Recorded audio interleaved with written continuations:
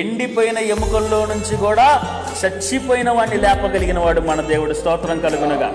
అందుకే మీ నరముల్లో, మీ ఎముకల్లో, మీ యొక్క మాంసములో, మీ యొక్క రక్తంలో ఎక్కడ శక్తి అయినా తగ్గొచ్చు, కానీ మనలో నమ్మకం తగ్గిపోకూడదు, విశ్వాసం కానీ. అందుకే పౌలు ఏమంటాడండి, నా పరుగు కడముట్టించి తిని నా విశ్వాసమును కాపాడుకున్నాను అని చెప్పి పౌలు భక్తుడు రాస్తా ఉన్నాడు. ఈరోజు మీరు వయసు పెరిగే కొద్దీ మనలో కొన్ని కార్యాలు జరగకపోతే ఇవి జరగదులే అని చెప్పి ఆ వయసులో విడిచిపెట్టి దేవుడి దగ్గరికి వెళ్ళే టయానికి విశ్వాసాన్ని మనం కోల్పోతున్నావా?